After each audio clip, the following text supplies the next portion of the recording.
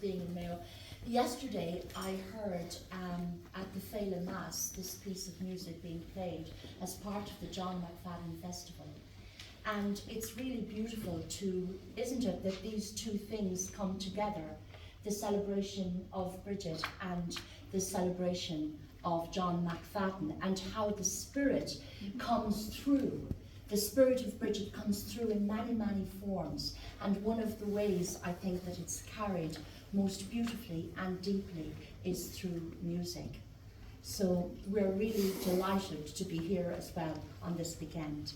But we are Bridget in Europe.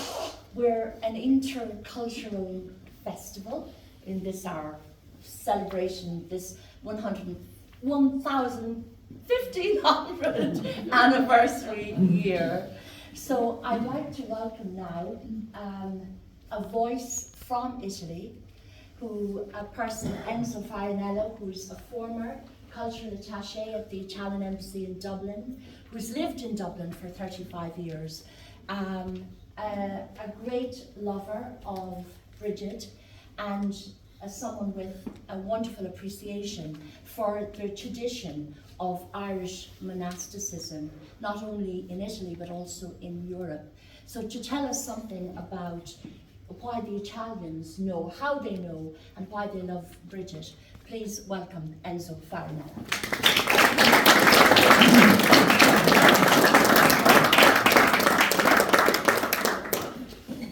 Thank you, Brigit. Lovely day. The organizers who worked so seriously and so attentively to prepare this afternoon are really to be recommended, all of them. But my first historical duty is to bring some special greetings for you.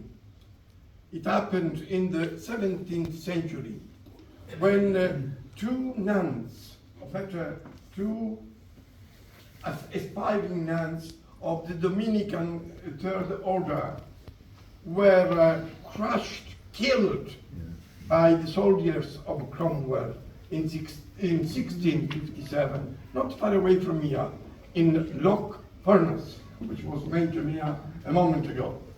Now, why these special greetings?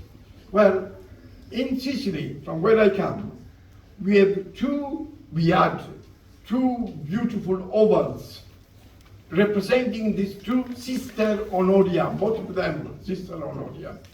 Now only one exists because during the Second World War, the Allied bombardment, when they bombarded the convent of San Domenico in Sicily, they destroyed one of the cells of these two nuns, and only one remains, which can be found by pictures here, also with the main books which belongs to us. Now, these two nuns, or aspiring nuns, old nuns, they received a lot also from their background and from Brigit in a special way.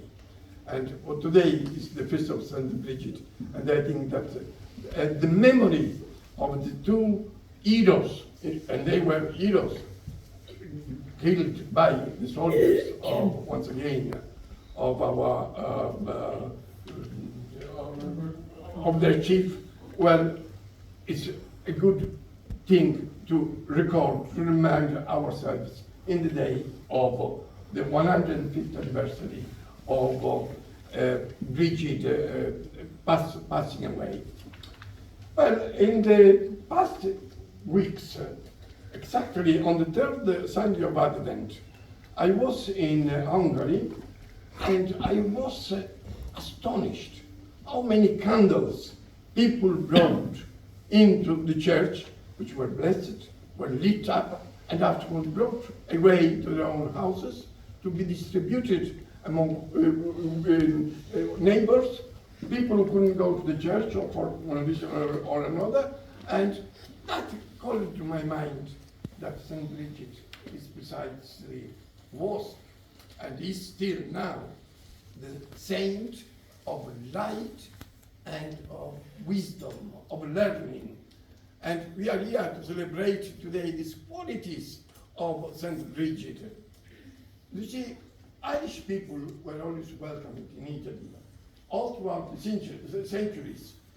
Saint Brigid, unfortunately, hadn't the pleasure to come to Italy herself, but a monk who was Saint Fredian, coming from surrounding places of this land here, he, Fredian, named Saint Brigid and Saint Patrick's as canon regulars or regular of Saint John of Lateran in Rome.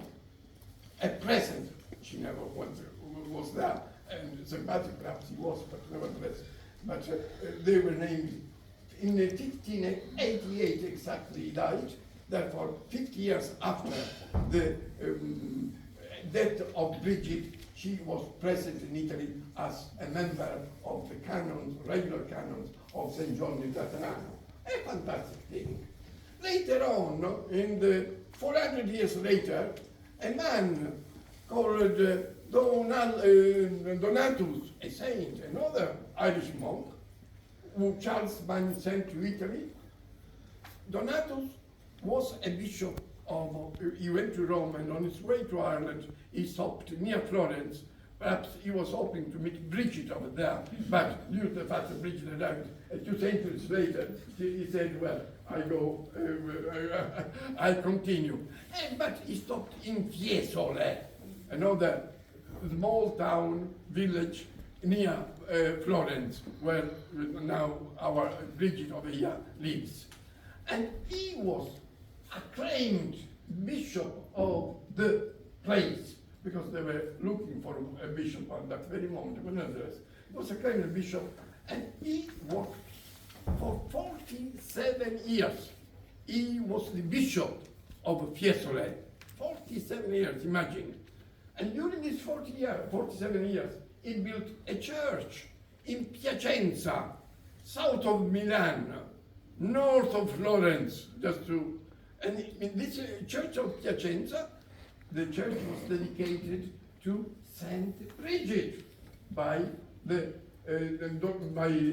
Saint Donaldus, who said Brigid is the honor, the name, and the pride of Ireland. And I think that today, or in this 1500 anniversary of her death, we as Irish people, and I consider myself an Irish person almost, after 54 years living in Ireland, well, we must be proud of this heritage which Brigid and the Irish monks who followed afterwards left us, of which we will say a few words in a moment.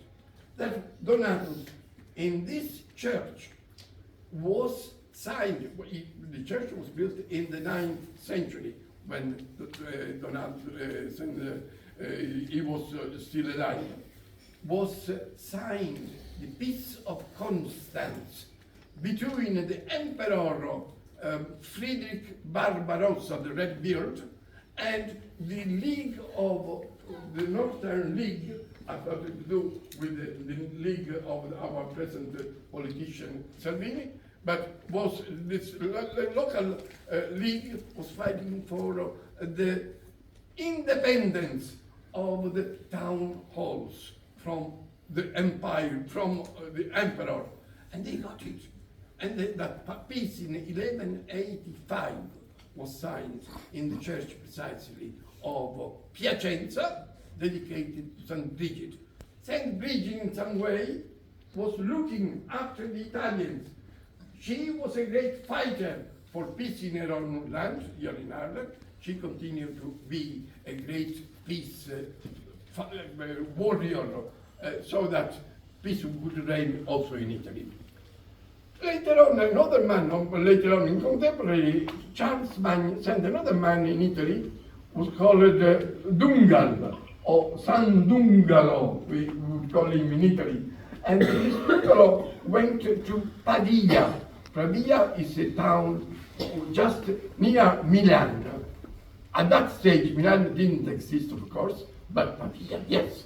And this Pavia became the central cultural place for all studies of Italy. And Lothar, the king of Italy, that moment, son of Charles the Great, Lothar, he was in charge of education of Italy, and we suppose that Lothar is the man who helped, or but still Lungal was the man who founded the University of Pavia, which didn't exist, but he was the director, the principal of the Palatine school existing in that city. Fantastic, another monk, and who was a great friend, of course, of Donatus, and he would retire at the very end of his activity of teaching and supporting, putting up this school in Pavia. He retired in Saint Columbanus Monastery in Bobbio, where Saint Columbanus is buried at this very moment, and we are delighted to have him among us in Italy, because he was one of the greatest European of his time, and he was the founder, according to an English eminent French prime minister. He was the founder of Europe, according to him. Or better still, he says Saint Columbanus is the patron saint of those who are working for a united Europe. Now, we are not doing, of course, any politics here. We are not doing anything, thinking in future elections or whatever it is. But important elements which we are considering at this moment connected all of them with Saint Brigid. Saint Brigid was a woman full of faith.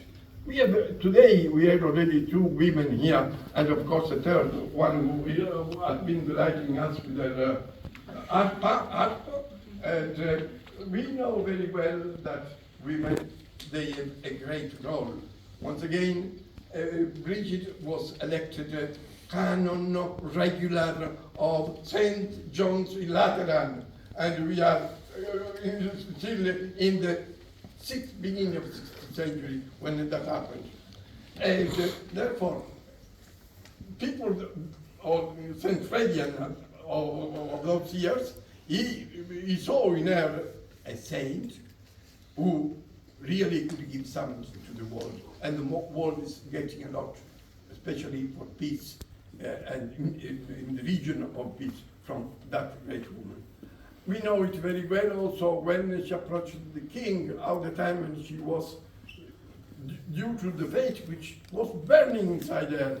And just to say also, just a few days ago, on the occasion of these celebrations in Rome, in a newspaper of Rome appeared Saint Brigid, the burning arrow, meaning we know very well what the meaning burning arrow, that her fire was such and contaminated the people in such a way that everyone would follow what she said. I don't go into the history or the legend of her meeting the king of Leinster, asking to help her in building a monastery. The monastery, when there, the place was excellent. She put up a monastery for men and women, and things went on all throughout. Also, of course, all that example was followed by the monks, Irish monks who followed and who invaded Europe, especially Europe in a special way, and bringing culture and values everywhere they went. And everywhere, for instance, we named already Donatus in Fiesole at that stage, and equally Dungal in Pavia. They were not only supporters, but they were people who were organizing the scholastic system of Italy.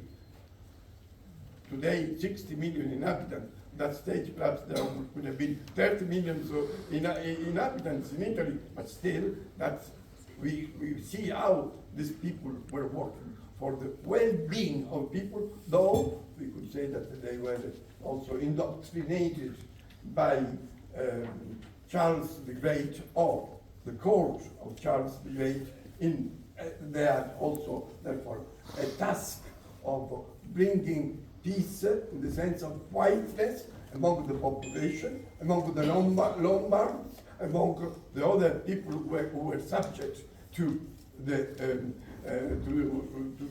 locality. And so on, we could continue also. The Nobel Prize, Ini, he said, are you getting up? Are you taking